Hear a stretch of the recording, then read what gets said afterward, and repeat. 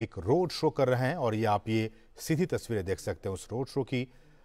हजारों की तादाद में वहां पे लोग मौजूद हैं। कलबुर्गी की ये तस्वीरें कर्नाटक की, और वहां पे प्रधानमंत्री रोड शो। और इन तस्वीरों में देखिए प्रधानमंत्री हाथ हिलाकर जनता का अभिवादन करते हुए। ये सीधी तस्वीरें आप देख सकते हैं कर्नाटक से, कर्नाटक के कलबुर्गी से, जहां देश के प्रधानमंत्री नरेंद्र मोदी रोड शो कर रहे हैं और सड़क के दोनों ही तरफ लोग भारी तादाद में मौजूद हैं।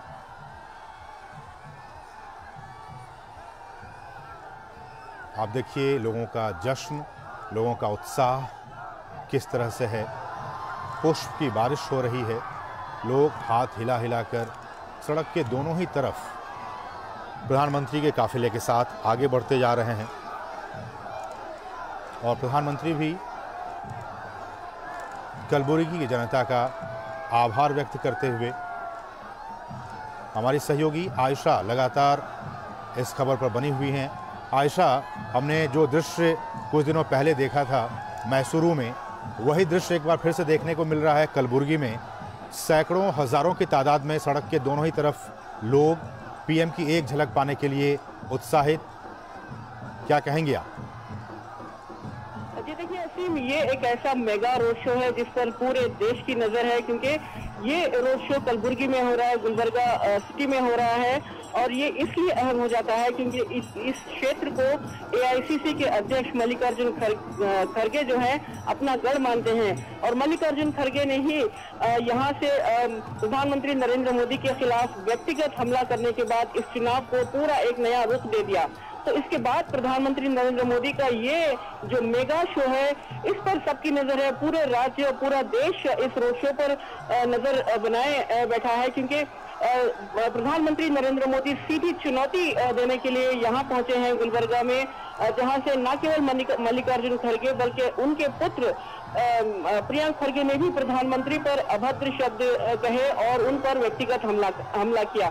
तो ये गुलबर्गा क्षेत्र जो है कर्नाटक का कर्नाटक क्षेत्र माना जाता है। 6 जिले हैं इसमें, और ये बहुत अहमियत रखता है कर्नाटक के चुनाव में, क्योंकि ये एक लिंगायत डोमिनेटेड क्षेत्र है और कई सालों तक ये क्षेत्र पिछड़ा रहा, विकास से वंचित रहा। लेकिन अब ये क्षेत्र कल्याण कर्नाटक का नाम इस क्षेत्र को दिया गया। बीजेपी की सरकार के दौरान जब बीएस येडियुरप्पा मुख्यमंत्री थे, उन्होंने इस क्षेत्र को कल्याण कर्नाटक का नाम दिया। और इस क्षेत्र में हालांकि मल्लिकार्जुन खड़गे ये दावा करते हैं कि उन्होंने इस क्षेत्र में आर्टिकल 371J अमेंडमेंट लाया, जिसके तहत इस क्षेत्र को हैदराबाद कर्नाटक रीजन उस वक्त कहा जाता था। इसे एक स्पेशल स्टेटस दिया गया और यहाँ के युवकों के लिए रोजगार और यहाँ के छात्रों के लिए स्पेशल रिजर्वेशंस का जरिया है। लेकिन इसके बावजूद ये क्षेत्र डेवलप नहीं हुआ था। लेकिन अब बीजेपी सरकार ने इस क्षेत्र को लगातार कल्याण कर्नाटक का नाम देकर इस पर विकास की पूरी प्रायोरिटीज दी है। और प्रधानमंत्री लगातार इस क्षेत्र में कई बार आए हैं। जनवरी में भी प्रधानमंत्री क्षेत्र को पहुंचे थे, यहाँ पर आए थे। और प्रधानमंत्री नरेंद्र मोदी ने इस क्षेत्र में मौजूद जो तांडाज है, जो लम्बानी तांडाज, जो बंजाराज है यहाँ के, उनके लिए उन्होंने टाइटल डीड्स उन्हें जारी किया था। देखिए सालों से, कई दशकों से ये बंजाराज गुलबर्गा के अलग अलग इलाकों में, अलग अलग डिस्ट्रिक्ट, गुलबर्गा डिस्ट्रिक्ट के अलग अलग इलाकों में रहते हैं, लेकिन अभी तक उन्हें रहने के लिए अपनी जगह का हक पत्र नहीं था। लेकिन प्रधानमंत्री नरेंद्र मोदी ने केंद्र सरकार की योजना के तहत करीब 50,000 से ज्यादा लोगों को हक पत्र दिया है और इन बंजारों को अपनी जमीन से जुड़े रहने का एहसास दिया है। और यही बात को लेकर कांग्रेस चिड़ी हुई थी, जिसके चलते प्रियंक खड़गे ने प्रधानमंत्री पर अभद्र शब्द कहे और ये कहा कि उस वक्त प्रधानमंत्री ने जो बंजारों को हक पत्र बांटे थे और उन्होंने जो ऑब्जेक्टिव वर्ड्स उन्होंने प्रधानमंत्री के लिए इस्तेमाल किए, उसके बाद कर्नाटक की राजनीति, कर्नाटक के प्रचार ने एक और नया रुख ले लिया, एक और तूल पकड़ लिया। तो अब प्रधानमंत्री नरेंद्र मोदी सीधा चुनौती दे रहे हैं गुलबर्गा क्षेत्र में, गुलबर्गा सिटी में।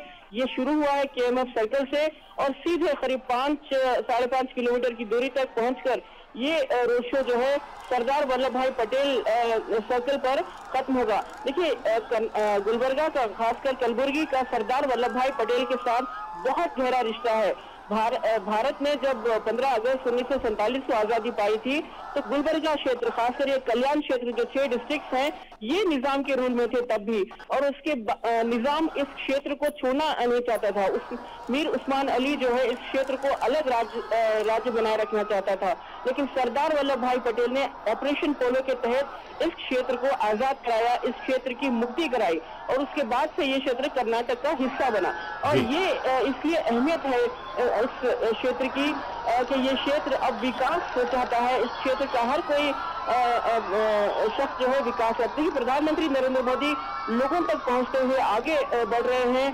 भारी मात्रा में लोग जुड़े हुए हैं, भारी मात्रा में संख्या में लोग उन पर फूल बरसाने के लिए यहाँ पर खड़े हैं, और लोग प्रधानमंत्री नरेंद्र मोदी की एक झलक पाने के लिए यहाँ पर खड़े हुए हैं, और हर कोई अपने हाथ में एक प्लकार्ड लिया हुआ है, और बीजेपी ये भरोसे में, बीजेपी ही भरोसा है, ये विश्वास दिलाते हुए बीजेपी के कार्यकर्ता भी यहाँ पर खड़े हैं, और प्रधानमंत्री सबका अभिवादन स्वागत एक्सेप्ट करते हुए आगे बढ़ रहे हैं। और जैसे कि हमने बैंगलोर और मैसूर का रोड शो में देखा, जो लोग प्रधानमंत्री के साथ रोड शो शुरू करते हैं वो अंत तक उनके साथ चलते हैं, दौड़ते हैं, चलते हैं, और वो कोई भी एक्शन, कोई भी एक मोमेंट जो है मिस करना नहीं चाहते।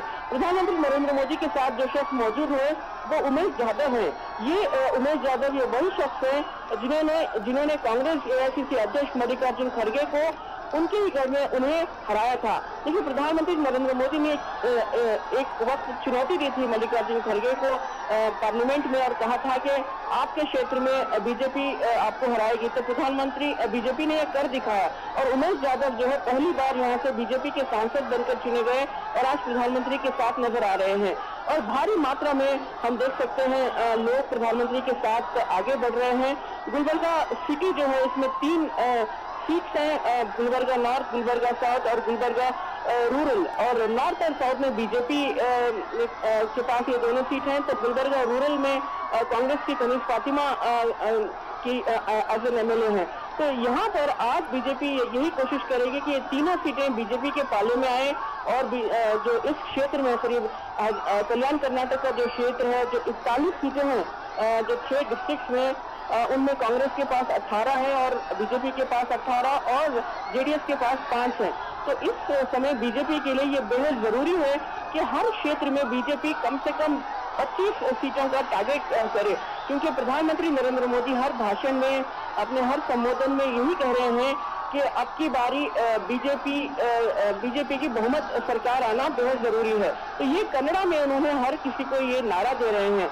तो प्रधानमंत्री नरेंद्र मोदी ने एक लक्ष्य रखा है, बीजेपी ने एक लक्ष्य रखा है कर्नाटक में 150 सीटें जीतने का, ताकि कर्नाटक में बीजेपी की बहुमत की सरकार आए। देखिए प्रधानमंत्री ने जेडीएस को और कांग्रेस को लगातार उनके खिलाफ टिप्पणी भी की है, और कहा कि कैसे जेडीएस कांग्रेस की बी टीम की तरह काम करती है और 15-20 सीटें लेकर किंग मेकर की भूमिका में आने की कोशिश करती है, जो महज जेडीएस परिवार को या फिर परिवार को ही उनके पाले में जाता है। तो ऐसे में प्रधानमंत्री यही चाहते हैं कि ये जो है इस बार बीजेपी को बहुमत की सरकार बनाने का मौका मिले, ताकि किसी और पार्टी, किसी और दल के साथ कोalition सरकार ना बनाए, जो पिछले बार जिस तरह से हुआ था। जेडीएस और कांग्रेस ने सरकार बनाई, फिर जेडीएस ने बीजेपी का साथ देने की बात कही और फिर सरकार नहीं चल पाई। तो इस वक्त बहुत जरूरी है कर्नाटक में डबल इंजन सरकार का जो नारा बीजेपी ने दिया है, ये नारा जो है जमीनी हकीकत को पूरा करने के लिए, यहाँ के विकास को पूरा करने के लिए बेहद जरूरी है। तो इस क्षेत्र के लोग ये मानते हैं, क्योंकि ये क्षेत्र विकास से पिछड़ा रहा, यहाँ पर पानी की किल्लत रही, पीने का पानी लोगों को नहीं मिलता था, और अब केंद्र सरकार ने जल जीवन योजना के तहत करीब 5 लाख से ज्यादा घरों तक पीने का पानी पहुंचाया है, और धीरे धीरे जो है इस क्षेत्र में विकास का जो एक उदय जो हो रहा है, उससे यहाँ पर लोग यही चाहते हैं कि एक स्थिर सरकार बनी रहे, और डबल इंजन सरकार जो बीजेपी ने नारा दिया है, इस डबल इंजन सरकार के तहत यहाँ का विकास आगे बढ़े। तो अब लोग जो है भारी संख्या में प्रधानमंत्री नरेंद्र मोदी के साथ आगे बढ़ रहे हैं, चल रहे हैं, एक पदयात्रा जैसा नजारा यहाँ पर देखने को मिल रहा है। तो लोग आगे बढ़ते हुए पहुंच रहे हैं। ये धीरे धीरे जो प्रधानमंत्री का काफिला है वो वो जगत सर्कल के तक पहुंचेगा। जगत सर्कल जो है बहुत ही खास है, बहुत ही अहमियत रखता है गुलबर्गा में, क्योंकि यहाँ पर इस सर्कल के पास बसवेश्वर और अंबेडकर के स्टैच्यूज हैं। देखिए बसवन्ना जो यहाँ पर लिंगायत समुदाय के धर्म गुरु हैं और दूसरी तरफ अंबेडकर, ये दोनों की एक ही विजन थी, एक ही विजन रहा सोशल रिफॉर्म और तमाम लोगों को इक्वल रिप्रेजेंटेशन और सब लोगों का विकास। तो बीजेपी ने यही नारा सबका साथ सबका विकास का नारा जो है लोगों को दिया है और यही नारा जो है बीजेपी का इस चुनाव में बीजेपी है भरोसे सबका साथ सबका विकास और जो डबल इंजन सरकार, ये 3 नारे जो है बीजेपी लगातार हर कैंपेन में और प्रधानमंत्री नरेंद्र मोदी हर कैंपेन में लोगों के सामने रख रहे हैं। लोग उमड़ पड़े हैं और कोशिश कर रहे हैं कि प्रधानमंत्री नरेंद्र मोदी की तस्वीरें अपनी मोबाइल फोन में कैद करें। बैंगलोर में भी ठीक इसी तरह का नजारा देखने को मिला था और मैसूर में भी ठीक इसी तरह का नजारा देखने को मिला था। तो प्रधानमंत्री लोगों का अभिवादन स्वीकार करते हुए आगे बढ़ रहे हैं। जी असीम।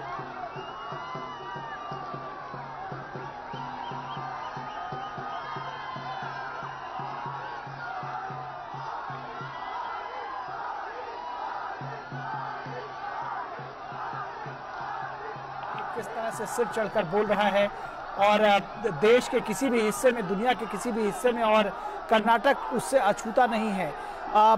अगर हम मुद्दों की बात करें, जिस तरह से दोनों घोषणा पत्र जारी हुए आयशा, और उसके बाद बजरंग दल पर बैन लगाने की बात को लेकर के एक हंगामा सा बरपा हुआ है, किस तरह से देखती हैं इन तमाम मुद्दों को?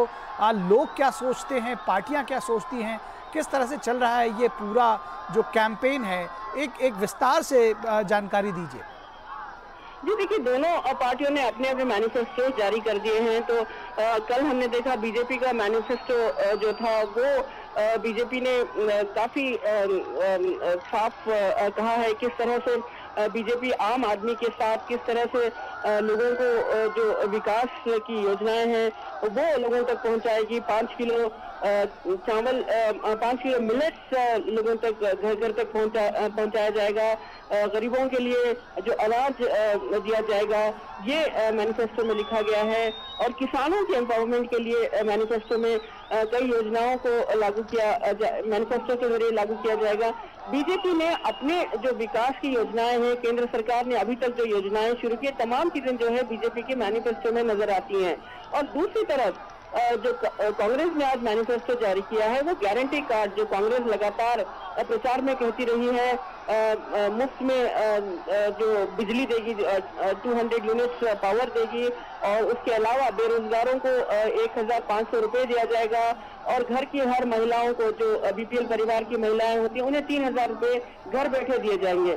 तो ये जो मैनिफेस्टोज हैं दोनों के अलग अलग हैं। एक तरफ हम देख सकते हैं बीजेपी का मैनिफेस्टो जो है वो सोशल रिफॉर्म, सोशल एम्पावरमेंट के तरीके से लोगों को खुद अपने पैरों पर खड़ा होने के लिए मैनिफेस्टो तैयार किया गया। लेकिन दूसरी तरफ हम देख सकते हैं कि राजनीतिक विश्लेषक भी बताते हैं कि कांग्रेस का मैनिफेस्टो देखा जाए तो लोगों को खासकर घर बैठे उन्हें 1500 रुपए पहुंचाना और 3000 रुपए देना, ये लोगों को आगे उनके एम्पावरमेंट के लिए कोई सोशल रिफॉर्म जैसी कोई इसमें विजन नहीं है। तो इस तरह से दोनों के मैनिफेस्टो, जो एक पार्टी आपस में एक दूसरे पर टिप्पणियां कर रही है, लेकिन आज कांग्रेस ने जो बजरंग दल को बैन करने की बात मैनिफेस्टो में कही है, इसके चलते बीजेपी ने पलटवार किया है कांग्रेस पर। और बीजेपी ने कहा है कि कांग्रेस जो हमेशा से पीएफआई और बजरंग दल को समान मानकर चलती है, ये गलत है। और खुद प्रधानमंत्री नरेंद्र मोदी ने घुसपैठ में इसके खिलाफ इनके खिलाफ बात कही और कहा कि कैसे कांग्रेस राम के बाद अब हनुमान को भी ताले में बंद करना चाहती है। तो ये मैनिफेस्टो के बाद भी राजनीति दोनों पार्टियों के बीच जमकर हो रही है, एक दूसरे पर वार हो रहा है। लेकिन जिस तरह से व्यक्तिगत हमले जो शुरू किए कांग्रेस ने अपनी तरफ से, ये जो है कर्नाटक में जो राजनीतिक विश्लेषकों ने जो सीटों का जो एक अंदाजा लगाया था, स्पेकुलेशंस दिया था, उसका नैरेटिव पूरी तरह से बदल कर रख दिया है।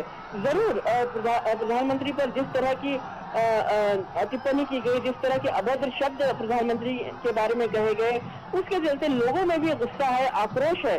लोग भी इस बात को लेकर यही कह रहे हैं कि देश के प्रधानमंत्री पर इस तरह के हमले, इस तरह का अभद्र शब्द कहना गलत है। तो ये आक्रोश जरूर कहीं ना कहीं जब लोग वोट करने जाएंगे तो ये जरूर लोगों के मन में जरूर आएगा। और बीजेपी यही कोशिश कर रही है कि वो अपने पर काबू रखें और बीजेपी के नेताओं को ये कहा गया है कि वो किसी तरह के व्यक्तिगत हमले ना करें। बीजेपी विकास को लेकर बात करती है, बीजेपी डबल इंजन सरकार को लेकर बात करती है, तो बीजेपी आज भी अब भी उसी आधार पर वोट मांग रही है। जी जी जी, निश्चित तौर पर एक चीज़ और समझना चाहेंगे, इतनी ज़बरदस्त भीड़ देखी जा रही है, प्रधानमंत्री भी उतने ही उत्साहित हैं। बीजेपी के कार्यकर्ताओं में ज़बरदस्त उत्साह होगा प्रधानमंत्री की रैलियों के बाद और ख़ास तौर पर इस रोड शो के बाद। कहाँ तक संदेश इस रोड शो और इन रैलियों का जाएगा? जी हाँ, बिल्कुल। प्रधानमंत्री नरेंद्र मोदी के रोड शो के बाद बीजेपी के कार्यकर्ताओं में बहुत उत्साह है। प्रधानमंत्री न केवल इस तरह का रोड शो करते हैं, बल्कि जब रोड शो खत्म होता है वो कुछ अहम जो सिटी के कार्यकर्ता होते हैं, जो स्पोर्ट्स पर्सन होते हैं, उनके साथ बातचीत करते हैं, मीटिंग्स करते हैं, उनसे फीडबैक लेते हैं, पता लगाने की कोशिश करते हैं कि इसमें क्या और सुधार लाना जरूरी है, किस तरह से प्रचार चल रहा है, हर डिस्ट्रिक्ट से अपडेट भी लेते हैं। तो ऐसे में बीजेपी के कार्यकर्ताओं में जोश और उत्साह भर देते हैं। और जो कार्यकर्ता हम सड़क पर देख रहे हैं प्रधानमंत्री के साथ करीब 5 से 5.5 किलोमीटर चलने को तैयार है, ये अपने आप में दर्शाता है कि कैसे प्रधानमंत्री नरेंद्र मोदी कार्यकर्ताओं को जब संबोधित किया था, वर्चुअल संबोधन में ये कहा था कि बूथ को मजबूत बनाया जाए, तभी पार्टी की जीत आसान हो सकती है, तभी पार्टी की जीत संभव हो सकती है।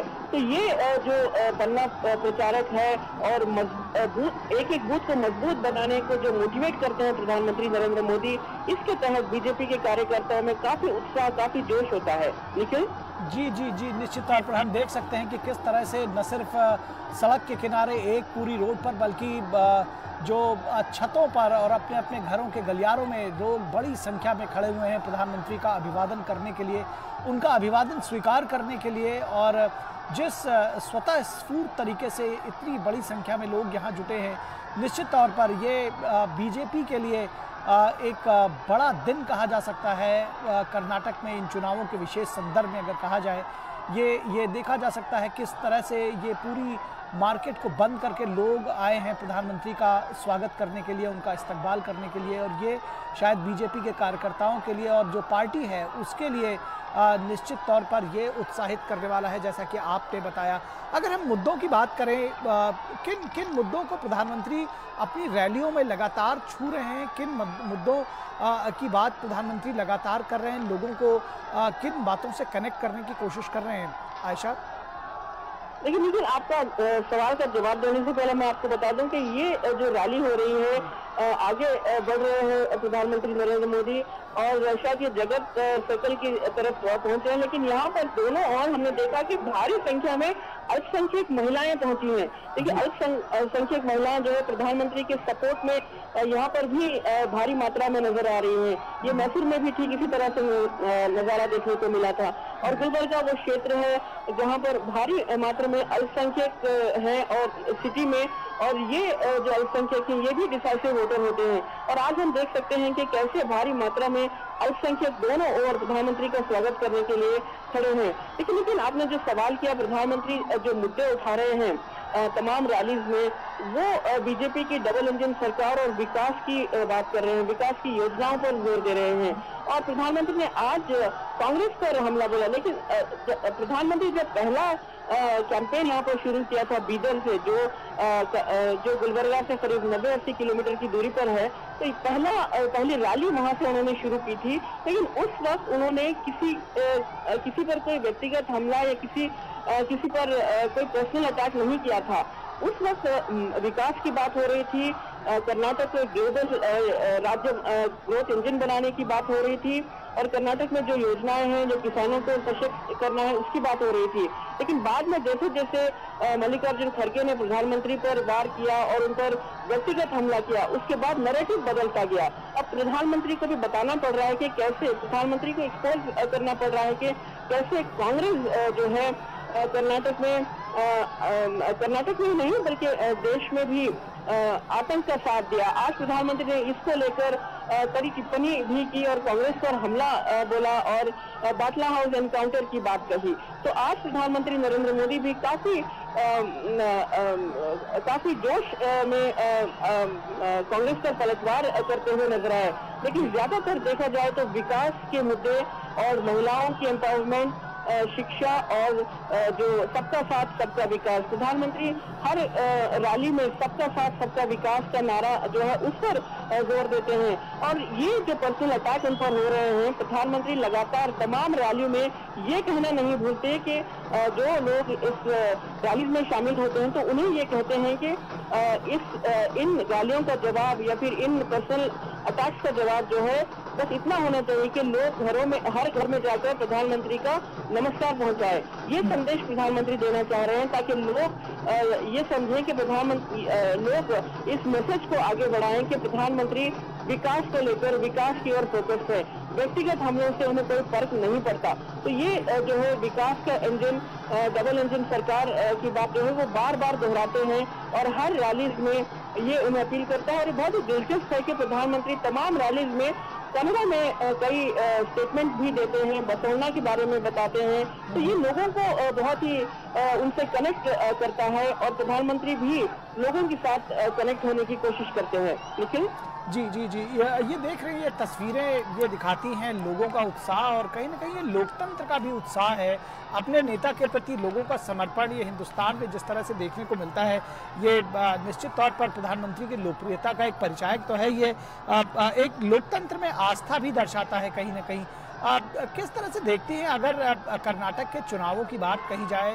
अभी हालांकि मतदान नहीं हुआ है, लेकिन अब तक जो सफ़र रहा है उसका अगर आपसे कहा जाए एक आकलन करने को, एक वर्णन करने को पिछले चुनावों से, उसमें समरूपता या फिर भिन्नता, किस तरह से आकलन करेंगे अब तक इन चुनावों का, किन मायनों में खास रहा है? ये चुनाव बहुत अहम है क्योंकि हमने देखा कर्नाटक में कई चुनाव कवर किए तो हर बार जब चुनाव होता था, चुनाव डिक्लेयर होते ही बस जाति समीकरण को लेकर बात होती थी।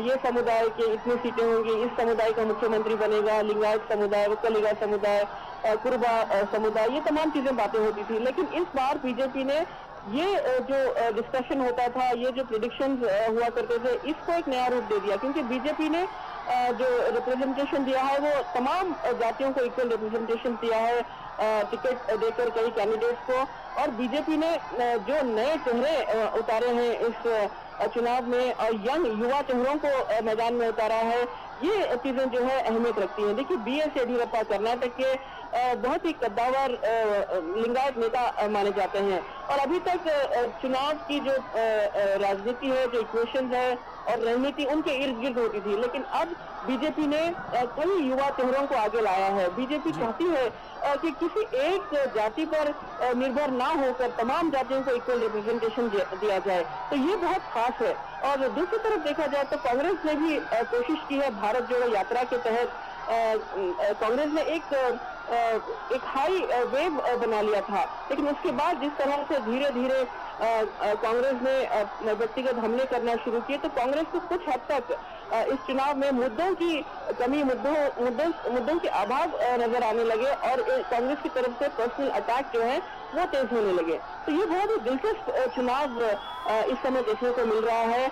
और प्रधानमंत्री नरेंद्र मोदी जो विकास की बात कर रहे हैं, विकास इंजन की बात कर रहे हैं, वो लोगों तक पहुंच रहा है, लोगों में उम्मीद बन रही है। और बीजेपी ने अपनी तरफ से अभी तक कोई मुख्यमंत्री का चेहरे का नाम का ऐलान नहीं किया है।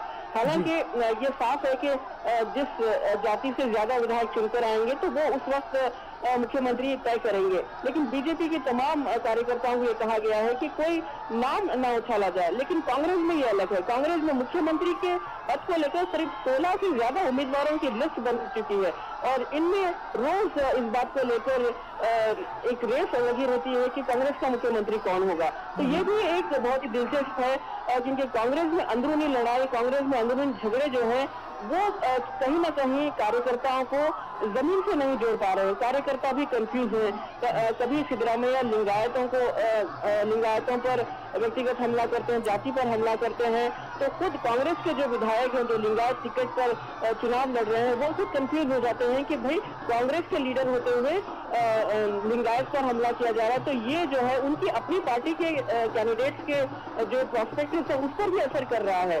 तो ये बहुत ही दिलचस्प इक्वेशन हम देख रहे हैं कर्नाटक में।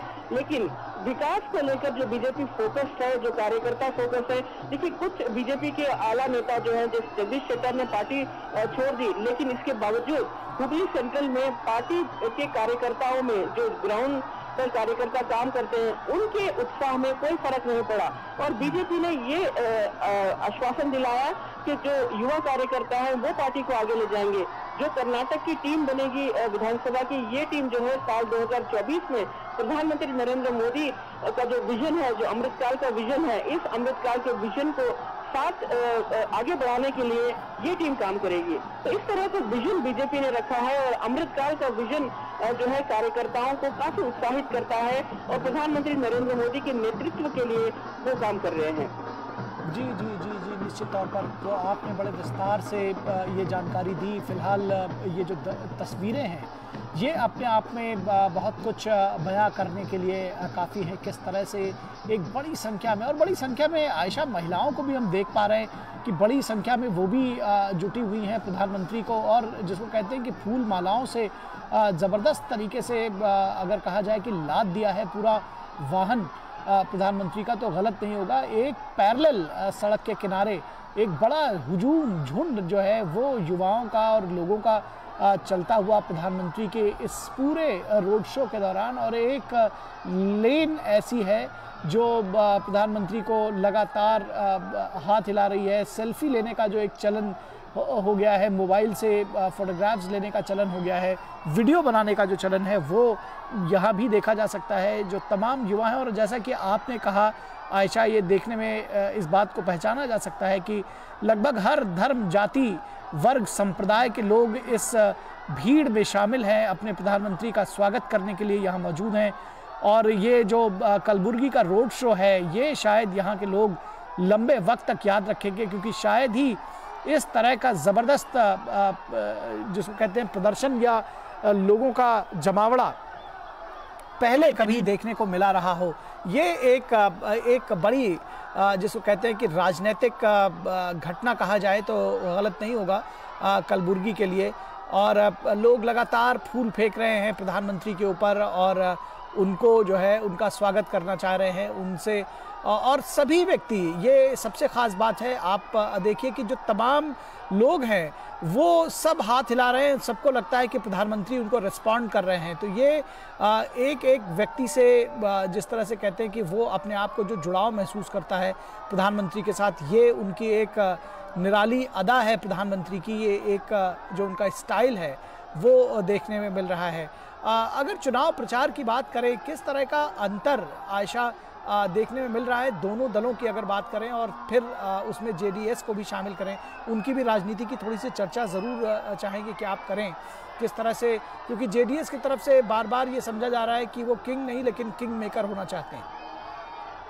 जी हाँ, बिल्कुल जेडीएस के लिए बहुत जरूरी है, ये चुनाव बहुत अहम है, क्योंकि ये चुनाव जेडीएस के लिए करो या मरो जैसी स्थिति है। क्योंकि अगर इस चुनाव में बीजेपी माफ कीजिएगा जेडीएस 30-35 सीटें नहीं जीतता तो जेडीएस की रेलेवेंस ही खत्म हो जाती है। तो ऐसे में ये बहुत जरूरी है। और इस वक्त पूर्व प्रधानमंत्री देवेगौड़ा भी चुनाव प्रचार करते हुए नजर आ रहे हैं। हालांकि कुछ समय पहले तक उनकी सेहत ठीक नहीं थी, लेकिन फिर भी वो जोश और उत्साह के साथ जेडीएस के कार्यकर्ताओं में जोश भरने की कोशिश कर रहे हैं। वो भी इस तरह के रोड शोज कर रहे हैं और जब देवेगौड़ा बाहर निकलते हैं तो उन्हें भी उनका स्वागत करने के लिए उनके सम्मान में कई लोग जुड़ जाते हैं, क्योंकि कर्नाटक से एकमात्र प्रधानमंत्री प्रधानमंत्री बने थे और वो थे देवेगौड़ा।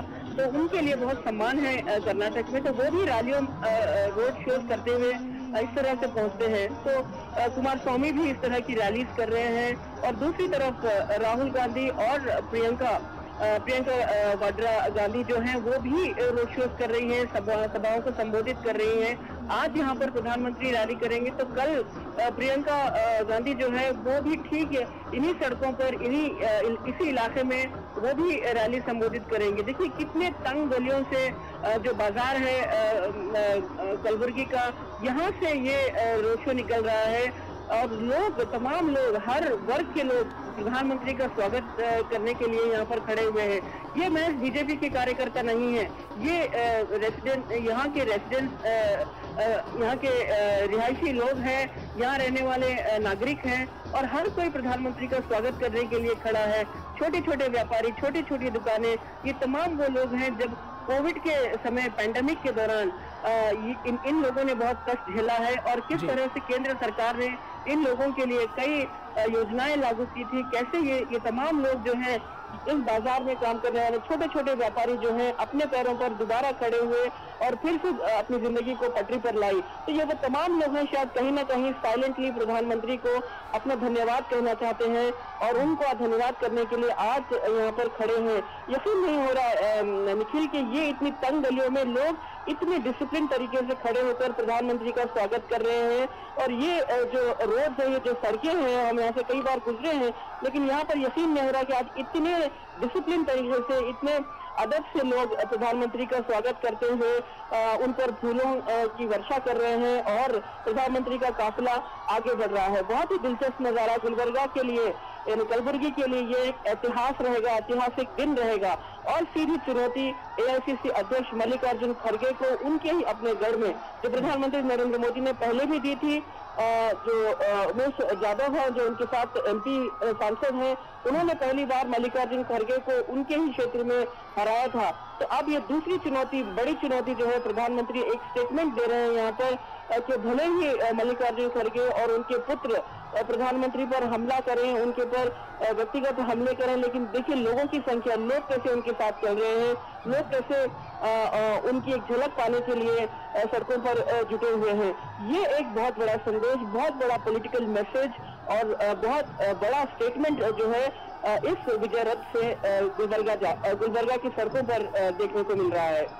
ये निश्चित तौर पर आपने कहा, और ये जो तस्वीरें हैं ये कांग्रेस और जेडीएस के जो नेता हैं उनके माथे पर शिकन ज़रूर लेकर आएगा। फिलहाल वो अपनी भी तैयारी कर रहे होंगे। आपने बताया कि उन लोगों का भी यहाँ पर कार्यक्रम है। कांग्रेस और जेडीएस किस तरह की तैयारियां कर रही हैं, जो चुनाव है उनका वो किस मूड में चल रहा है, क्या कुछ मुद्दे लेकर के वो जनता के बीच में जा रहे हैं, क्या कुछ जानकारी आप देंगी? और साथ ही साथ कलबुर्गी का अगर आप यहाँ का थोड़ा सा पॉलिटिकल सिनेरियो हमारे दर्शकों को बताएं तो वो भी बेहतर होगा। देखिए कलबुर्गी, जैसे कि मैंने बताया, कल्याण कर्नाटक का ये कलबुर्गी शहर है। कलबुर्गी डिस्ट्रिक्ट में करीब 9 सीटें हैं, लेकिन शहर में 3 सीटें, सिटी गुलबर्गा सिटी में 3 सीटें हैं और ये कल्याण कर्नाटक के नाम से जानता था। जैसे कि मैंने बताया कि ये निजाम के शासन में था पहले, और आज देश की आज़ादी के बाद 1 साल के बाद ये इलाका जो है आज़ाद हुआ था, और वो भी सरदार वल्लभ भाई पटेल के प्रयासों के जरिए ऑपरेशन पोलो के तहत ये इलाका जो है, हैदराबाद कर्नाटक का इलाका जो है, तब आज़ादी मिली थी। तो आज भी कलबुर्गी में 17 सितंबर 1948 को यहाँ पर लिबरेशन डे मनाया जाता है। आज भी यहाँ पर सरदार वल्लभ भाई पटेल के स्टैच्यू जो है शहर के कोने कोने में, डिस्ट्रिक्ट के अलग अलग कोने कोने में लगाए गए हैं। तो ये शहर जो है निजाम के शासन के रहने के चलते कुछ हद तक बहुत ही विकास से पिछड़ा हुआ इलाका था, लेकिन धीरे धीरे ये शहर यहाँ पर विकास की धारा पहुंची। लेकिन खास बात ये भी है, इस शहर के इतिहास की बात अगर आप पूछ रहे हैं तो यहाँ से कांग्रेस की तरफ से 2 मुख्यमंत्री, धर्म सिंह और वीरेंद्र पाटिल मुख्यमंत्री बने। बहुत पहले तक ये पूरा इलाका जो है कांग्रेस का गढ़ माना जाता था, और ये इस इलाके में बीजेपी कुछ हद तक कमजोर थी। और एक वक्त था जब कांग्रेस की सरकार में करीब 8 मंत्री, कैबिनेट मंत्री जो हैं गुलबर्गा क्षेत्र से हुआ करते थे। इसके बावजूद हम देख सकते हैं कि कई जो इलाके हैं, जेवरगी, चितापुर, अफजलपुर, ये तमाम इलाके जो आज भी विकास यहाँ पर पूरी तरह से नहीं हुआ है। आज भी यहाँ के लोग साफ पीने के पानी के लिए तरसते हैं। गुलबर्गा हमेशा से सूखाग्रस्त इलाका रहता है समर्स में, और यहाँ के लोगों के लिए पीने के पानी की व्यवस्था नहीं रहती है। लेकिन बीजेपी ने यहाँ पर जल जीवन मिशन की जो योजना लागू की, जिसके तहत 2.5 लाख परिवारों को नल से जल मिल रहा है आज। और महिलाओं को, खासकर महिलाओं को दूर दूर तक एक घड़ा पानी लाने के लिए दूर दूर तक 5-5 किलोमीटर चल के जाना पड़ता था जो गांव हैं उन गांव में, लेकिन आज इन्हें अपने घर में जल मिल रहा है। और ये जो है, लोग यही चाहते हैं कि इस तरह का विकास हो, इस तरह की जो योजनाएं केंद्र सरकार ला रही है वो और यहाँ के लोगों को लाभ मिले। तो ये यहाँ का राजनीतिक समीकरण रहा। लेकिन जैसे इस क्षेत्र में कल्याण कर्नाटक का नाम देने के बाद जब BS येडियुरप्पा मुख्यमंत्री थे, उन्होंने इस क्षेत्र के विकास के लिए कई योजनाएं लाई।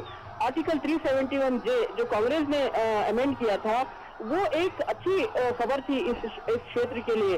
और इस आर्टिकल 371 अमेंडमेंट के तहत इस क्षेत्र को स्पेशल स्टेटस दिया गया है, और ये इस क्षेत्र के युवाओं के लिए रिजर्वेशन, उन्हें रोजगार के लिए रिजर्वेशन, रिप्रेजेंटेशन मिलता है, और एक स्पेशल सर्टिफिकेट भी दी जाती है इस क्षेत्र के लोगों के लिए, जिस तरह से तेलंगाना में हुआ करता था पहले। तो वो स्पेशल सर्टिफिकेट के तहत छात्रों को स्पेशल रिजर्वेशन मिलते हैं कॉलेजेस में, और रोजगार में सर्टेन परसेंटेज भी 7% भी उन्हें मिलता है। लेकिन इसके बावजूद भी इस क्षेत्र में पूरी तरह से विकास नहीं हुआ है। यहाँ पर हैदराबाद कर्नाटक डेवलपमेंट बोर्ड है, और इसके तहत यहाँ पर विकास के लिए कई योजनाएं तैयार होती हैं। लेकिन कांग्रेस की सरकार जो 371J के अमेंडमेंट का क्रेडिट लेती है, इसके बावजूद हैदराबाद कर्नाटक डेवलपमेंट एरिया बनने के बाद भी यहाँ पर विकास नहीं हो पाया। और आज प्रधानमंत्री, अब केंद्र सरकार ने इस क्षेत्र में कई जगहों पर विकास की योजनाओं को लागू किया है, जैसे कि यादगीर में यादगीर को हाईवे से जोड़ दिया, सिंचाई की कई योजनाओं को यहाँ पर लागू किया। और गुलबर्गा जो क्षेत्र है पूरे देश के लिए अरहर दाल यानी तूर दाल जो है सप्लाई करता है। इसको अरहर दाल तूर दाल बाउल ऑफ इंडिया कहा जाता है। पूरे देश की दाल की सप्लाई जो है गुलबर्गा से आती है, लेकिन इसके बावजूद यहाँ के किसानों को MSP नहीं मिलती थी। किसानों के लिए कई दिक्कतें, कई समस्याएं होती थी, उनके लिए सिंचाई की योजनाएं नहीं होती थी।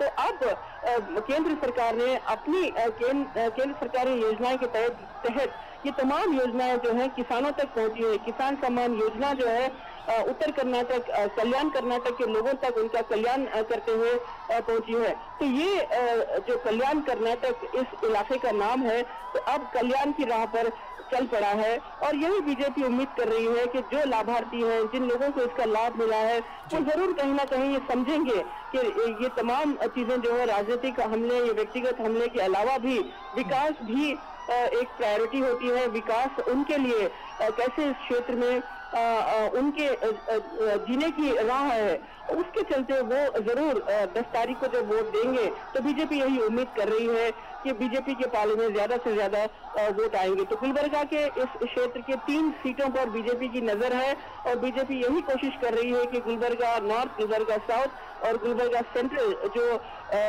कांग्रेस के पास है, कनीज फातिमा रिप्रेजेंट करती है, वो भी बीजेपी इस सीट पर काफी जोर लगा रही है ताकि ये भी बीजेपी जीत सके और गुलबर्गा रूरल इलाके में वो तमाम योजनाओं को लागू किया जाए, और यहाँ के लोगों को साफ पीने का पानी मिलना चाहिए, और यहाँ के जो सड़कें हैं उसे हाईवे से कनेक्ट की जाए। ये तमाम चीजें जो है केंद्र सरकार कर रही है, और ये लोगों तक पहुंचाए। देखिए, यही शायद वजह है कि लोग दूर दूर तक दौड़ते हुए प्रधानमंत्री के साथ आगे बढ़ रहे हैं और उन पर फूलों की वर्षा कर रहे हैं।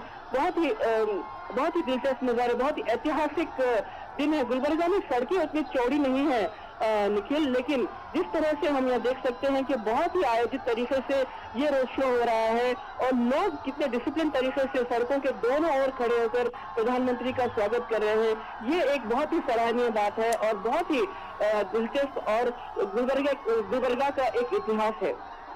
जी निश्चित तौर पर। और आप जिस ढंग से आपने पूरे चुनावों का खाका खींचा, जो राजनीतिक समीकरण है उनके बारे में जो आपने बताया, वो भी प्रशंसनीय है, सराहनीय है। आयशा, आप लंबे समय से वहाँ पर रिपोर्टिंग कर रही हैं और आप इनको देख रही हैं। ये जो तस्वीरें हम देख रहे हैं, प्रधानमंत्री नरेंद्र मोदी का रोड शो इस वक्त कलबुर्गी में चल रहा है और पीएम मोदी के रोड शो में ये देख रहे हैं कि हज़ारों हज़ार की संख्या में लोग शामिल हैं। एक झलक पाने के लिए अपने प्रिय नेता के लोग सड़क के दोनों ओर बड़ी संख्या में खड़े हुए हैं, आप देख सकते हैं। और प्रधानमंत्री भी बिना थके बिना रुके लगातार ऐसे लोगों का स्वागत कर रहे हैं, अभिवादन कर रहे हैं, इस्तकबाल कर रहे हैं। और ये जो जिस खुशी प्रधानमंत्री के चेहरे पर भी साफ तौर पर देखी जा सकती है, एक ऊर्जा, एक उत्साह का संचार उनमें भी होता है जब इस तरह से तमाम लोग उनके पास जब वो देखते हैं कि इतने उत्साहित लोग हैं, उन्हें इतने लोग अभिनंदन करने के लिए आए हैं। कहीं ना कहीं एक ऊर्जा का संचार प्रधानमंत्री में होता है। आयशा, अगर केंद्र सरकार की योजनाओं के बारे में बात करें, कितना असर आपको लगता है कि इन चुनावों में देखने को मिलेगा? देखिए, चुनावों में जो लाभार्थी होते हैं इन तमाम योजनाओं के, ये लाभार्थी जमकर बोलते हैं, क्योंकि इन्हें इस बात का अंदाजा होता है कि इतने सालों से उन तक विकास नहीं पहुंचा, वो पिछड़े रहे, विकास के लिए तरसते रहे। लेकिन अब जिस तरह से लोगों तक विकास पहुंच रहा है, चाहे वो कलबुर्गी हो, चाहे वो कल्याण कर्नाटक हो, कित्तूर कर्नाटक या फिर ओल्ड मैसूर रीजन, इन तमाम इलाकों में जो योजनाएं लागू हो रही हैं, उसके तहत लाभार्थियों का एक वर्ग जो है वो इस बात को समझने लगा है कि जो विकास जो है वो राजनीति से ऊपर है। तो ऐसे में बीजेपी के लिए यही नारा जो है, सबका साथ सबका विकास का नारा जो है, बीजेपी के लिए यही नारा बीजेपी के लिए लाभ देता है कि वो लोगों के विकास के लिए बीजेपी काम कर रही है और जो योजनाएं लोगों तक पहुंचाती है, इसके तहत लोग यही उम्मीद करते हैं कि जो विकास का सिलसिला है वो चलता रहे। और बीजेपी जो डबल इंजन सरकार की बात कहती है कर्नाटक में भी इस बार अगर बहुमत की बीजेपी सरकार बनती है तो केंद्र में भी साल 2024 में बीजेपी यही उम्मीद लगा रही है कि बीजेपी की सरकार बन सकती है, क्योंकि जिस तरह से हम देख रहे हैं कि विपक्ष की एकता हो और ऑपोजिशन की स्ट्रेटेजी हो, वो किस तरह से रोज एक नया ड्रामेटिक मोड़ लेता है, उससे बीजेपी को काफी उम्मीदें नजर आती है कि बीजेपी एक डिसिप्लिन पार्टी विद डिफरेंस के तहत केंद्र में भी आगे चलकर 2024 में सरकार बनाएगी। ऐसे में राज्य में और केंद्र में सरकार बनते रहते हुए डबल इंजन सरकार का जो एक रुख होता है वो लोगों के विकास के लिए बहुत ही लाभदायक होता है। जी, निश्चित तौर पर विकास के लिए लाभदायक होता है और यही वजह है कि प्रधानमंत्री नरेंद्र मोदी बार बार डबल इंजन की सरकार की बात करते रहे हैं अपनी सभाओं में। और उनको ये मालूम है कि जो एक कोऑर्डिनेशन रहता है, जिस तरह से दोनों सरकारों के बीच में समस्याओं की समझ रहती है और एक कहीं ना कहीं एक समन्वय रहता है कि समस्याओं को सॉल्व करना है, राज्य को विकास की दिशा में ले जाना है। आम लोग किस तरह से इन चीज़ों पर रिएक्ट करते हैं? उनको लगता है कि केंद्र और राज्य में एक ही पार्टी की, एक ही दल की सरकार होनी चाहिए। किस तरह के रिएक्शंस आप लोग फील्ड में जाती होंगी, किस तरह से रिएक्शंस आपको मिलते हैं? देखिए, लोगों को इस बात से कोई मतलब नहीं है कि राजनीति क्या हो रही है, लेकिन जो उन्हें विकास मिलता है, खासकर जब हम तांडा जो ये लंबानी जाति के लोग होते हैं, जो समुदाय है तांडास होता है, ये समुदाय से जब हम बात करते हैं और ये तांडास कई जगहों पर मिलकर प्रधानमंत्री की मन की बात भी सुनते हैं। जैसे देखिए सामने जो तांडास खड़ी है, लंबानी बंजाराज हैं जो ये क्यू में खड़ी हुई है, ये जो है इनके लिए काफी महत्व है। इस क्षेत्र, इस समुदाय के लोगों के लिए विकास बहुत अहमियत रखता है, क्योंकि इन्हें अभी तक इनकी जमीन, इनका घर या फिर इनके विकास के लिए कोई योजना नहीं बनी थी। और केंद्र सरकार ने बंजारास के लिए, लंबानीस के लिए जो हक पत्र जारी किया, यानी जिन इलाकों में वो रहते हैं उसे वो उनकी टाइटल डीड का पत्र उन्हें दिया गया, उनकी ओनरशिप घोषित किया गया, ये उनके लिए बहुत अहमियत रखता है। देखिए बंजारा जो है आज किसी एक क्षेत्र में रहते थे तो उन्हें फिर पुलिस वहां से भगा दी, तो फिर किसी और क्षेत्र में उन्हें डेरा डालना पड़ता था। लेकिन और ये बंजारा का कनेक्ट जो है गुजरात से भी है, यही माना जाता है। तो ये बंजारा बहुत ही कलरफुल क्राफ्ट के लिए जाने जाते हैं और इनके स्किल जो है आज केंद्र सरकार यूटिलाइज करके इन्हें स्किल ट्रेनिंग भी कई लोगों के लिए स्किल ट्रेनिंग भी दे रही है केंद्र सरकार। बंजारा डेवलपमेंट बोर्ड बनाया गया है। तो ये एक एग्जाम्पल मैं आपको बता रही हूँ कि बंजारा जैसे समुदाय, लंबानी जैसे समुदाय के लिए विकास की योजनाएं की बात जब हम करते हैं तो उस क्षेत्र में खासकर युवाओं के लिए बहुत अहमियत रखता है।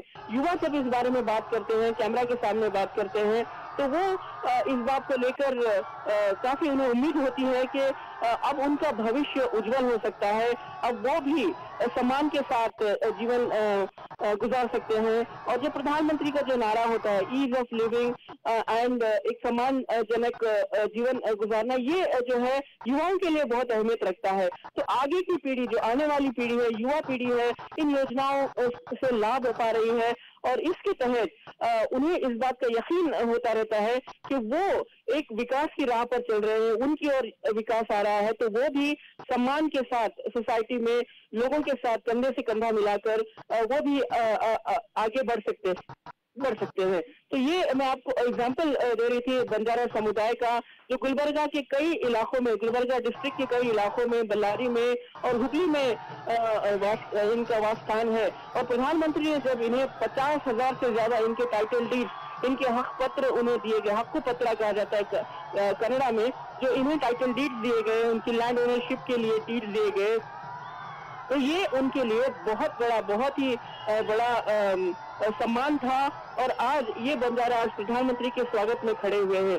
और ये बंजारा जो है बंजारा डेवलपमेंट बोर्ड के तहत अपनी स्किल्स, अपने क्राफ्ट, देखिए उनकी जो वेशभूषा, उनके जो कपड़े होते हैं, उनके जो स्किल्ड आर्ट होता है, ये तमाम चीजें जो है अनोखा होता है और इस समुदाय को सीमित है। तो अब इनके डेवलपमेंट के जरिए इनको जो बढ़ावा दिया जा रहा है, उसके जरिए उनका न केवल उनका विकास हो रहा है, बल्कि ये समाज की जो मेन स्ट्रीम है उसके साथ जुड़ रहे हैं। तो जब हम जमीनी हकीकत जानने की कोशिश करते हैं और इस तरह के लोगों से मिलते हैं, तो वो यही उम्मीद जताते हैं कि आगे उनका जो भविष्य है वो सही रास्ते पर है। और जो प्रधानमंत्री अमृतकाल का विजन देते हैं, ये विजन जो है वो इन तमाम लोगों को साथ लेकर चलता है। जी नितिन मिश्रा, सीधी तस्वीरें हम देख रहे हैं कलबुर्गी से, जहां पर प्रधानमंत्री नरेंद्र मोदी का रोड शो है और अपार जनसमूह उमड़ा है। लोगों का उत्साह बता रहा है कि किस तरीके से प्रधानमंत्री नरेंद्र मोदी की एक झलक पाने के लिए लोग वहां पर पहुंचे हैं, खासकर युवा पहुंचे हैं, पुष्प वर्षा कर प्रधानमंत्री नरेंद्र मोदी का स्वागत कर रहे हैं। ऐसा तस्वीरें खुद बयां करती हैं लोगों का उत्साह और सियासत की जो गर्मी है, जो दिनों दिन काफ़ी तेज होती जा रही है और मतदान के दिन कहीं ना कहीं जनादेश के रूप में ये परिलक्षित होगी। ऐसा एक चीज़ और जानना चाहेंगे, इस पूरे चुनाव प्रक्रिया के दौरान हमने देखा कि बहुत व्यक्तिगत निशाने भी साधे गए, खासकर देश के सर्वोच्च नेता के तौर पर प्रधानमंत्री सभी दलों के होते हैं, देश के प्रधानमंत्री होते हैं, उसके बावजूद भी मर्यादाएं तोड़ी गई, शब्दों की मर्यादाएं तोड़ी गई, लक्ष्मण रेखा सियासत की तोड़ी गई। इन सब के बारे में भी हम ज़रूर एक बार जानना चाहेंगे। आम आदमी, क्योंकि एक पार्टी कैडर अलग होता है, पार्टी कैडर से अलग कुछ न्यूट्रल लोग भी होते हैं, वो इन असंवेदनशील शब्दों और बयानबाजियों को किस रूप में लेकर देखते हैं? जी बिल्कुल, देखिए ये जो व्यक्तिगत हमले हैं प्रधानमंत्री पर अचानक, ये यहीं से शुरू हुआ। गुलबर्गा को अपना गढ़ मानने वाले एआईसीसी अध्यक्ष मल्लिकार्जुन खड़गे ने शुरू किया और उनके जरिए जो जिस तरह का व्यक्तिगत हमला प्रधानमंत्री पर हुआ, उससे काफी आक्रोश नजर। हर कोई ऑफ द रिकॉर्ड भी जब कोई बात करता है, जो चाय पीने वाली छोटी दुकानों पर बात करते हैं, तो हर कोई यही कहता है कि मल्लिकार्जुन खड़गे जैसे स्टेचर वाले नेता के तरफ से इस तरह का बयान नहीं आना चाहिए था, वो इसे रोक सकते थे। लेकिन राजनीति है और चुनाव है, ऐसे समय में जाहिर है तमाम पार्टियां अपने अपने हथियार इस्तेमाल करते हैं। लेकिन प्रधानमंत्री पर जो हमला हुआ मल्लिकार्जुन खड़गे की तरफ से, और जो आज प्रधानमंत्री उनके क्षेत्र में, मल्लिकार्जुन खड़गे के ही क्षेत्र में, ये एक बड़ा स्टेटमेंट जारी कर रहे हैं, ये एक बड़ा संदेश भेज रहे हैं कि यहाँ के नेता भले ही उन पर गाली गलौज बरसाएं, लेकिन यहाँ के लोग उनके साथ हैं। यहाँ के लोग उनका स्वागत करने के लिए घंटों उनका इंतजार कर रहे हैं। 2 बजे से लोग इस तपती धूप में प्रधानमंत्री का इंतजार कर रहे थे और लगातार पूरा शुरू से केएमएफ सर्कल से लेकर जो सरदार वल्लभ भाई पटेल सर्कल पर पर जो ये रोड शो खत्म होने वाला है वहां तक लोग चलते हुए प्रधानमंत्री के काफिले के पीछे पीछे चल रहे हैं। तो बड़ा संदेश, बड़ा राजनीतिक मैसेज जो है प्रधानमंत्री नरेंद्र मोदी आज इस रैली के तहत, इस विजय रथ के तहत लोगों के बीच दे रहे हैं। देखिए, प्रधानमंत्री पर व्यक्तिगत हमला मल्लिकार्जुन खड़गे ने तो किया, लेकिन उनके पुत्र प्रियांक खड़गे ने भी प्रधानमंत्री के खिलाफ अभद्र शब्द कहे। इससे भी लोगों में आक्रोश है। देखिए, जो वरिष्ठ नेता हैं, खड़गे जैसे वरिष्ठ नेता, तो एक वक्त मान भी लिया जाए कि भाई वो वरिष्ठ हैं और उम्र का तकाजा है, लेकिन मल्लिकार्जुन खड़गे के पुत्र प्रियांक खड़गे जो युवा नेता हैं और उन्होंने इस तरह का प्रधानमंत्री, एक वरिष्ठ नेता पर इस तरह के अभद्र शब्द कहे, ये लोगों को एक्सेप्ट नहीं होता। लोग इससे नाराज हैं और लोग यही चाहते हैं कि जनता जो है, जो कार्यकर्ता या फिर जो जनता, कर्नाटक की जनता है, वो इसका जवाब देगी और कांग्रेस को जरूर इन दोनों जो प्रधानमंत्री पर दोनों जो हमले हुए हैं उसका खामियाजा कहीं ना कहीं कांग्रेस को भरना पड़ेगा। और राजनीतिक विश्लेषक भी ये मान रहे हैं कि ये जो व्यक्तिगत हमले हुए उसके जरिए कर्नाटक में एक राजनीति का जो नैरेटिव बना था, एक स्पेकुलेशन बने थे कि कैसे एंटी इनकम्बेंसी के चलते हो सकता है कांग्रेस को पूरा फायदा मिले, और कांग्रेस पूरी कोशिश करी थी भारत जोड़ो यात्रा के तहत। लेकिन ये पर्सनल हमलों के बाद ये कांग्रेस की जो रणनीति थी, कांग्रेस ने जो कुछ किया था उसको पानी फेर दिया। और ऐसे में राजनीतिक विश्लेषक यही मान रहे हैं कि अब पॉलिटिकल इक्वेशन बदल चुके हैं और ये जो नैरेटिव है वो भी बदल रहा है। इस पर बीजेपी को कुछ प्लस पॉइंट नजर आ रहा है। बीजेपी के वरिष्ठ नेता ये मानते हैं कि ऐसे में बीजेपी विकास का नारा देकर, सबका साथ सबका विकास और डबल इंजन सरकार का नारा देकर बीजेपी को कई इलाकों में फायदा पहुंच सकता है। जी आयशा, निश्चित तौर से तस्वीरें बयां कर रही है। तकरीबन 7:15 बजे शाम का वक्त और इतने बड़ी संख्या में अपार जन समुदाय का वहां पर उपस्थित होना, खासकर युवाओं का, और पुष्पवर्षा करके लोग कलबुर्गी में प्रधानमंत्री नरेंद्र मोदी का स्वागत कर रहे हैं। ज़बरदस्त उत्साह है युवाओं में, भाजपा के पूरे कैडर में, और साथ ही साथ स्थानीय जन समुदाय में भी इस समय प्रधानमंत्री की एक झलक पाने के लिए लोग वहाँ पर पहुँचे हुए हैं। और लंबे समय से ये रोड शो चल रहा है अलग अलग इलाकों से। कलबुर्गी के पटेल चौक से शुरू हुआ ये सिलसिला लगातार जारी है। आयशा, एक चीज़ और जानना चाहेंगे, उसका जिक्र भी किया गया है, स्पष्ट तरीके से किया गया है। चुनाव अब धीरे धीरे प्रचार, इसके पहले हम शब्दों की मर्यादा और लक्ष्मण रेखा लागने की बात कर रहे थे, अब हम ये देख रहे हैं कि चुनावी घोषणा पत्रों में जिस तरीके से जो वादे किए गए हैं उनमें एक प्रमुख वादा पीएफआई वर्सेस बजरंग दल का भी कांग्रेस ने बना दिया है। किस रूप में लोग देखते हैं पीएफआई जैसे संगठन की तुलना बजरंग दल से किए जाने की, और बजरंग दल जैसे सांस्कृतिक हिंदूवादी संगठनों पर बैन लगाने का जो कार्ड खेला है कांग्रेस ने, क्या इसका मानते हैं कि इसका असर केवल कर्नाटक ही नहीं पूरे देश भर में भी कांग्रेस देना चाहती है, और उसका जो भी उसको प्रतिफल मिले या फिर उसका जो भी परिणाम हो? जी देखिए, कांग्रेस ने जो मैनिफेस्टो में पहली बार ऐसा कहा है कि बजरंग दल को बैन करेगी, बजरंग दल पर प्रतिबंध लगाएगी, ऐसी बातें मैनिफेस्टो में अक्सर नहीं होती। ये एक कानूनी प्रक्रिया होती है। इस बैन लगाने, अगर बैन भी लगाना हो तो इससे पहले विधानसभा में विधेयक के तौर पर इसका डिस्कशन होता है। ये तमाम चीजें जो है कानूनी चीजें होती है। इसे मैनिफेस्टो का हिस्सा कैसे बनाया जा सकता है, सवाल यही उठ रहा है। क्योंकि जो कानूनी तौर पर जो प्रक्रिया होना है, बैन लगाने वाली प्रक्रिया, आप मैनिफेस्टो में अनाउंस कर रहे हो, और अगर कांग्रेस ये मानकर चल रही है कि जैसे ही चुनाव खत्म हो गए कांग्रेस जीत जाएगी और पहली कैबिनेट में कांग्रेस तमाम गारंटीज जो दिया है उसे लागू कर देगी, और शायद ये भी मान रही है कि चुनाव जीतते ही कांग्रेस बजरंग दल पर बैन लगा देगी। लेकिन ये एक कानूनी प्रक्रिया है, बैन लगाना इतना आसान नहीं होता। इसे मैनिफेस्टो का हिस्सा बनाना, शायद कांग्रेस इसका जवाब देने में कुछ हद तक कांग्रेस के पास भी बेहतर एक्सप्लेनेशन नहीं है। ये जो बैन लगाने की बात कही है और पीएफआई की जो बात, जो बीजेपी ने पीएफआई पर बैन लगाया है, ये जो दोनों फैक्टर्स हैं, कर्नाटक के कोस्टल इलाके में कहीं ना कहीं इसका असर देखने को मिलेगा।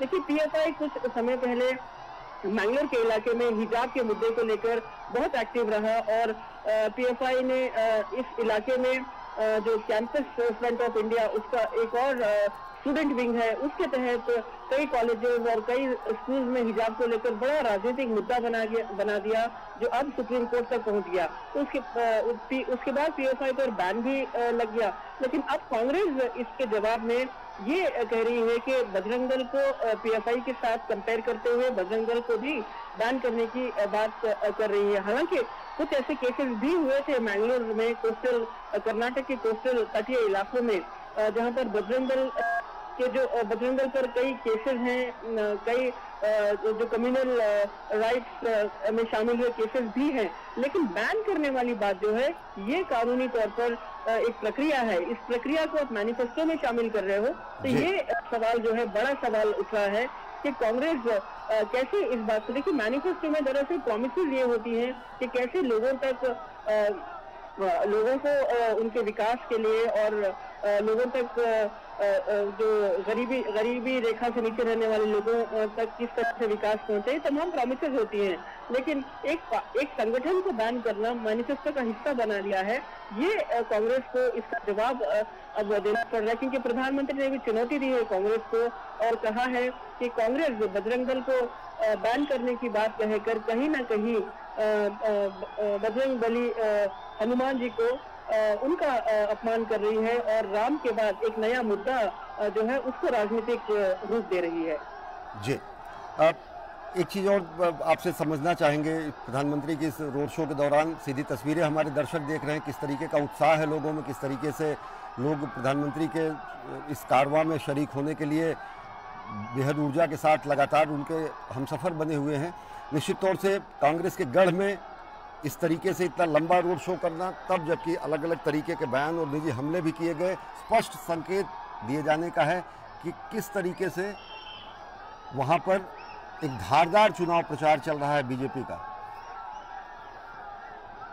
और बिल्कुल बीजेपी का प्रचार जो है, प्रधानमंत्री नरेंद्र मोदी जो स्टार प्रचारक है बीजेपी की लिस्ट में, जैसे उन्होंने प्रचार शुरू किया बीदर में करीब 3 दिन पहले, यानी 29 तारीख से उन्होंने बीदर से अपना प्रचार शुरू किया था, तो कर्नाटक में जो है एक अलग रुख ले लिया यहाँ की राजनीति और यहाँ के जो मुद्दे थे, इन तमाम मुद्दे और जो सरगर्मियां थी वो और तेज हो गई। और इसी से कहीं ना कहीं हताश होते हुए कांग्रेस ने शायद व्यक्तिगत हमले करना शुरू कर दिया और कांग्रेस व्यक्तिगत हमलों पर उतर आई।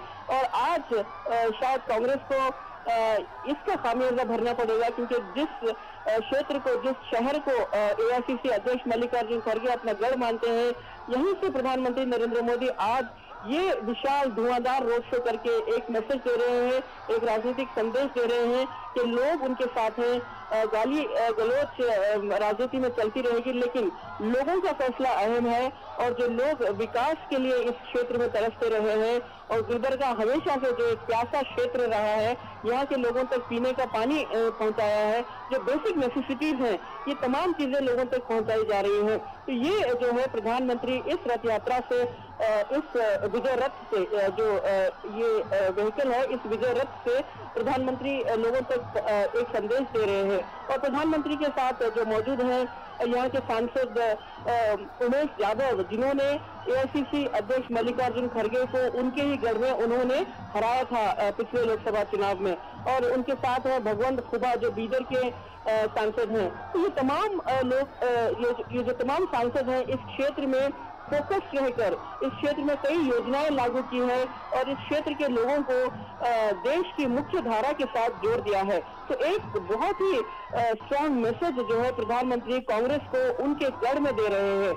और यहाँ पर पहले भी बीजेपी के वरिष्ठ नेता बीएस येडियुरप्पा ने भी कई रैलीज की, कई रोड शोज किए, मुख्यमंत्री बसवराज बोम्माई ने भी यहाँ पर रोड शोज किए, तो ठीक इसी तरह की भीड़ उन्हें देखने के लिए उमड़ पड़ी। लेकिन प्रधानमंत्री जब यहाँ पर रोड शो कर रहे हैं तो इर्रेस्पेक्टिव ऑफ पार्टी, यहाँ के लोग, यहाँ की जनता, यहाँ के रेसिडेंट्स, यहाँ के रहने वाले तमाम लोग, कई पॉइंट्स पर हमने देखा अल्पसंख्यक महिलाएं जो है प्रधानमंत्री की एक झलक पाने के लिए सड़कों पर उतर आई है। तो ये एक मैसेज है, ये एक राजनीतिक स्टेटमेंट है प्रधानमंत्री की तरफ से, और प्रधानमंत्री चुपचाप रहते हुए इस विजय रथ पर आगे बढ़ रहे हैं, लेकिन जो संदेश जो है वो बराबर एआईसीसी के क्वार्टर्स तक पहुंच रहा है। जी आयशा, बस एक सवाल आपसे और जानना चाहेंगे कि अगर मैनिफेस्टो की बात करें, बीजेपी ने जो अपने घोषणा पत्र, चुनाव घोषणा पत्र जारी किए, उनमें चाहे यूनिफॉर्म सिविल कोड की बात हो या फिर अटल आहार केंद्र की स्थापना की बात हो, बीपीएल परिवारों को सिलेंडर मुफ्त देने की बात हो, किस रूप में देखते हैं तब? अब जबकि एक अपील बार बार बीजेपी की तरफ से की जाती है कि अगर राज्य को राष्ट्रीय मानचित्र पर, राष्ट्रीय फलक पर स्थापित करना है तो डबल इंजन की का जो नारा दिया जाता है वो कितना लोगों को प्रेरित और प्रोत्साहित करता है? जी देखिए, ये तमाम चीजें काफी अहमियत रखती हैं और ये जो बीजेपी की घोषणाएं हैं, अटल आहार केंद्र हर क्षेत्र में करना, ये गरीब लोगों के लिए 5 रुपए में थाली देना, ये बहुत अहमियत रखता है। क्योंकि देखिए कई इलाकों में गरीबी से नीचे रहने वाले, गरीबी की रेखा से नीचे रहने वाले लोगों के लिए 5 रुपए थाली और 10 रुपए थाली देना बहुत ही अहमियत रखता है। तो अटल आहार केंद्र, तो पहले कांग्रेस ने इंदिरा कैंटीन शुरू की थी, तो बीजेपी अब इसको बड़े पैमाने पर अटल आहार केंद्र के तौर पर शुरू कर रही है। और जो 60% एलोकेशन जो किया है जीएसडीपी एजुकेशन पर, ये काफी अहमियत रखता है। और 10,000 रुपए एफडीज डिपॉजिट करने की बात कर रही है बीजेपी एससी एसटी महिलाओं के लिए, ये बहुत ही अहमियत रखता है, खासकर उस वर्ग के लिए जहां पर खासकर महिलाओं तक ये विकास नहीं पहुंचता, ये बहुत अहम है। और 10 लाख घर देने की बात भी बीजेपी ने अपने मैनिफेस्टो में कहा है। तो देखिए, रोटी कपड़ा मकान, यही नारा होता है आम आदमी का, और यही वो चीजें हैं जिसके इर्द गिर्द पूरी राजनीति होती है, जिसके इर्द गिर्द तमाम लोगों की मेहनत होती है। और बीजेपी इन 3 विशेष फोकस चीजों पर ध्यान देते हुए बीजेपी ने अपने मैनिफेस्टो में जो प्रजा प्रणाली के नाम दिया है, यानी लोगों का मैनिफेस्टो, जनता का मैनिफेस्टो नाम दिया है।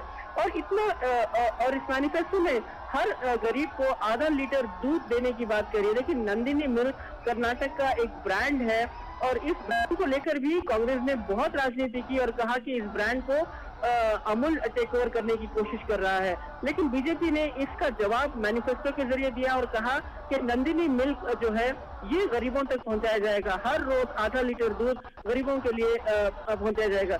ये बहुत बड़ा स्टेटमेंट है और लोगों के लिए ये तमाम छोटी छोटी चीजें जो है उन तक पहुंचना उनके लिए और उनके विकास के लिए बेहद जरूरी है।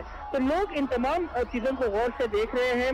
और जो यूनिफॉर्म सिविल कोड की बात कर रहे हैं, ये भी एक डिबेट का मुद्दा बना है और कांग्रेस इसको लेकर भी बीजेपी पर कई टिप्पणियां भी की है। और ये भी कहा कि कर्नाटक में बीजेपी पोलराइजेशन करके चुनाव जीती है। तो ये आरोप हमेशा से कांग्रेस बीजेपी पर लगाती रही। लेकिन बीजेपी ने जो विकास के योजनाएं, जो मैनिफेस्टो जो बीजेपी ने सामने रखा है, ये तमाम चीजें इन जो हमले होते हैं, व्यक्तिगत हमले होते हैं, उन पर भारी पड़ते हैं। ये तमाम चीजें जो है आम जनता के सामने, और आम जनता जब वोट करने, अपना मत चलाने जाती है, तो वो फैसला करती है कि कैसे विकास ही राजनीति से ऊपर है। जी, आप हमारे साथ आयशा बनी रहे। सीधी तस्वीरें हम देख रहे हैं कलबुर्गी से प्रधानमंत्री नरेंद्र मोदी का रोड शो। बड़ी संख्या में अपार जन समुदाय इस समय उमड़ा हुआ है प्रधानमंत्री नरेंद्र मोदी की एक झलक पाने के लिए। लगातार ये रोड शो शहर के अलग अलग हिस्सों से होता हुआ ये सरदार वल्लभ भाई पटेल चौक तक ये रोड शो जाएगा। केएमएफ से ये शुरू हुआ है और बड़ी संख्या में लोग प्रधानमंत्री नरेंद्र मोदी की एक झलक पाने के लिए सड़क के दोनों तरफ खड़े हैं, फूल बरसाकर, पुष्प वर्षा कर प्रधानमंत्री नरेंद्र मोदी का स्वागत कर रहे हैं। और इस यादगार लम्हे की एक तस्वीर, यादगार तस्वीर खींच लेने के लिए लोग अपने मोबाइल के जरिए अपने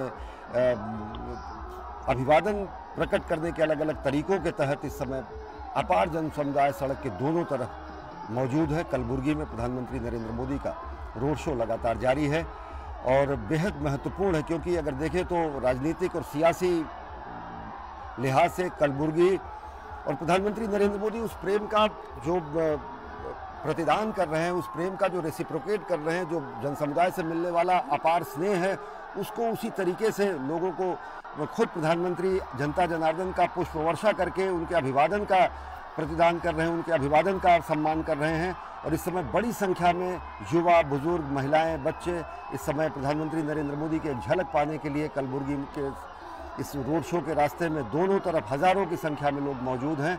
और प्रधानमंत्री नरेंद्र मोदी इस समय लगातार कलबुर्गी में रोड शो कर रहे हैं, जनता जनार्दन का अभिवादन स्वीकार कर रहे हैं। 10 मई को चुनाव होने हैं और बेहद महत्वपूर्ण है कलबुर्गी में रोड शो किया जाना, और कलबुर्गी का ये जो संदेश है वो पूरे कर्नाटक को कहीं ना कहीं प्रभावित कर सकता है, क्योंकि गुलबर्गा और कलबुर्गी ये सब ऐसे क्षेत्र हैं जो कि कहीं ना कहीं कांग्रेस के गढ़ माने जाते हैं, और कहीं ना कहीं पूरे सियासत को पलट देने में, पूरे सियासत को, जनता जनार्दन के मन और विश्वास को कहीं और ज़्यादा धारदार बना देने में प्रधानमंत्री नरेंद्र मोदी के हर रोड शो चुनावी राजनीति से बेहद लाभदायक होते हैं। और कलबुर्गी में आयोजित किया गया है प्रधानमंत्री का ये रोड शो, जो कि पिछले लंबे समय से चल रहा है।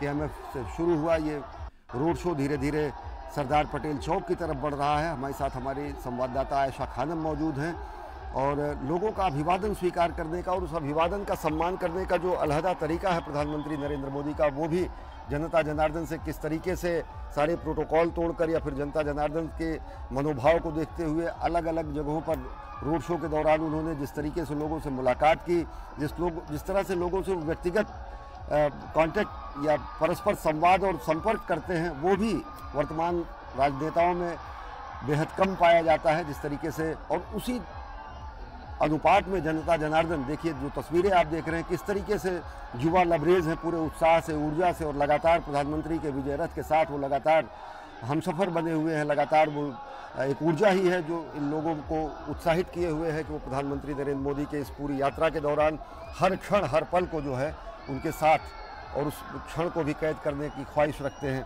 आयशा, आपसे जानना चाहेंगे, अगर देखें तो कांग्रेस ने जो भी अपने घोषणा पत्र में जनता जनार्दन उस पर निर्णय करेगी, बीजेपी का जो घोषणा पत्र है जनता जनार्दन उसकी तुलना करके अपने जनादेश को स्पष्ट करेगी, लेकिन अगर कर्नाटक की राजनीति को देखें तो कर्नाटक की राजनीति में जातीय समीकरणों को साधने की भी कवायद सभी राजनीतिक दलों की होती है।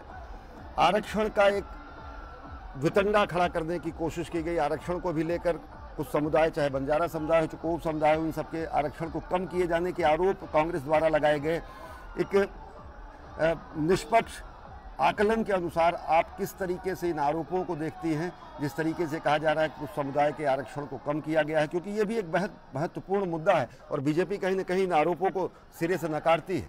आयशा जी बिल्कुल, बीजेपी ने ये दलील दी है अपने रिपोर्ट से। बीजेपी ने ये कहा है और बीजेपी के वरिष्ठ नेता अमित शाह ने भी ये कहा कि देखिए धर्म के आधार पर कहीं भी आरक्षण नहीं है और कॉन्स्टिट्यूशन भी अलाउ नहीं करता।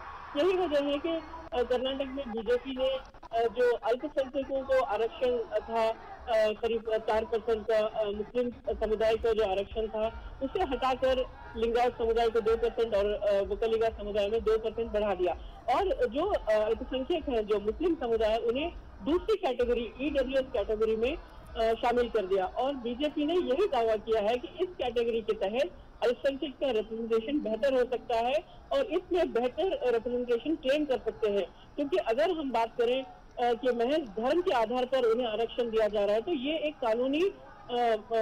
कानूनी मुद्दा बन सकता है और कॉन्स्टिट्यूशन इसकी इजाजत नहीं देता। तो बीजेपी लगातार यही समझाने की कोशिश कर रही है।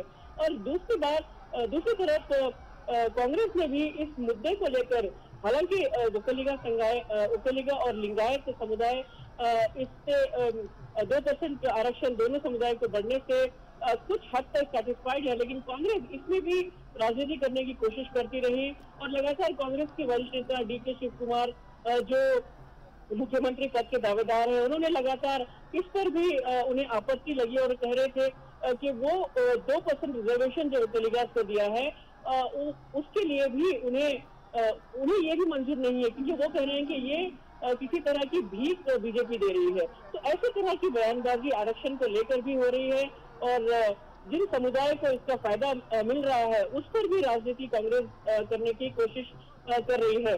अब आरक्षण के चलते जिन समुदाय को SC/ST समुदाय को और दूसरे समुदाय को जो आरक्षण पहले से है वो बना रहेगा, लेकिन कांग्रेस इस पूरे आरक्षण की पॉलिसी में किसी न किसी तरह का एक कंफ्यूज स्टेटस बनाकर लोगों के सामने प्रचार कर रही है।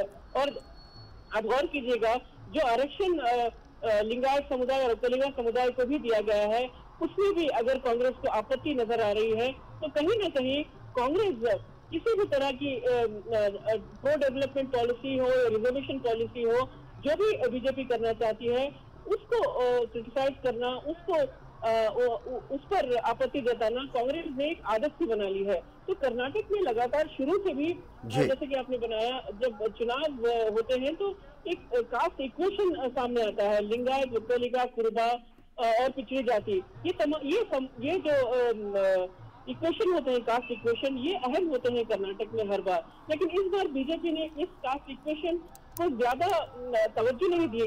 बीजेपी ने तमाम वर्ग के लोगों को इक्वल रिप्रेजेंटेशन देने की बात कही है। इसीलिए बीजेपी ने कोई मुख्यमंत्री का चेहरा भी नहीं ऐलान किया, जबकि पहले कभी होता था कि जो है लिंगायत समुदाय के वरिष्ठ नेता हैं तो वो मुख्यमंत्री बने। लेकिन इस बार बीजेपी ने ये कहा है। जी जी जी तो हम सीधी तस्वीरें देख रहे हैं कलबुर्गी से। प्रधानमंत्री नरेंद्र मोदी केएमएफ से सरदार पटेल चौक तक रोड शो में शामिल हुए हैं और इनके साथ शामिल हुए हैं हजारों की संख्या में वहां के युवा, वहां के नौजवान, वहां के बुजुर्ग, वहां के जनता जनार्दन और मतदाता। ये सीधी तस्वीरें कलबुर्गी से आप देख रहे हैं। प्रधानमंत्री